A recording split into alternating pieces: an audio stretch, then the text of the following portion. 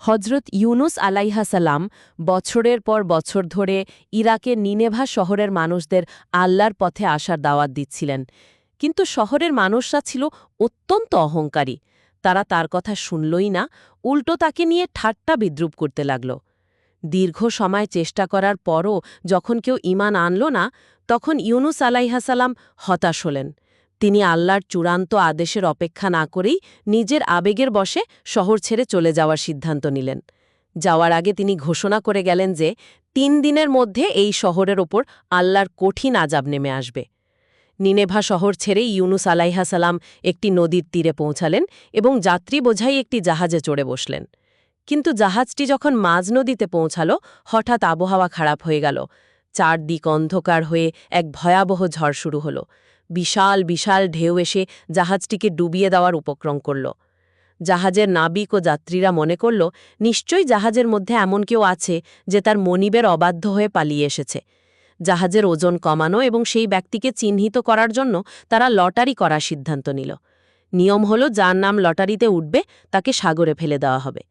পরপর ৩ বার লটারি করা হলো এবং অলৌকিকভাবে ৩ বারই হজরত ইউনুস আলাইহাসাল্লামের নাম উঠল।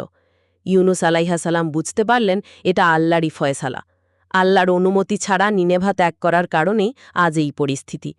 তিনি কোনো দ্বিধা না করে সাগরের উত্তাল তরঙ্গে ঝাঁপ দিলেন। ইউনুস আলাইহাসাল্লাম পানিতে পড়া মাত্রই আল্লাহর নির্দেশে একটি বিশাল মাছ তাকে গিলে ফেলল। তবে আল্লাহর হুকুম ছিল এই নবী যেন আঘাতপ্রাপ্ত না হন। মাছের পেটের ভেতর ছিল নিকষ কালো অন্ধকার। একদিকে সাগরের তলদেশের অন্ধকার, তার ওপর তিমির পেটের অন্ধকার। এই চরম বিপদের মুহূর্তে ইউনুস আলাইহাসাল্লাম নিজের ভুল বুঝতে পারলেন। তিনি আল্লাহর কাছে ক্ষমা চাওয়ার জন্য ব্যাকুল হয়ে উঠলেন এবং মাছের পেটে থাকা অবস্থায় গভীর অনুশোচনা নিয়ে কাঁদতে কাঁদতে দোয়া পড়তে লাগলেন। তুমি ছাড়া কোনো ইলাহ নেই, তুমি পবিত্র মহান, নিশ্চয়ই আমি অপরাধীদের অন্তর্ভুক্ত হয়ে গিয়েছিলাম। তিনি দিন-রাত অবিরাম এই দোয়া পড়তে থাকলেন। আল্লাহ তাআলা তার এই আন্তরিক তওবা কবুল করলেন। আল্লাহর নির্দেশে সেই বিশাল মাছটি ইউনুস আলাইহাসাল্লামকে অক্ষত অবস্থায় সমুদ্রের এক নির্জন তীরে উগরে দিয়ে গেল। দীর্ঘদিন মাছের পেটে থাকার কারণে তার শরীর অত্যন্ত দুর্বল হয়ে পড়েছিল।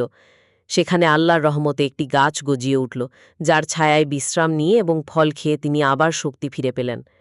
সম্পূর্ণ সুস্থ হওয়ার পর আল্লাহ তাকে আবারও তার নিজের শহর নিনেভায় ফিরে যাওয়ার নির্দেশ দিলেন।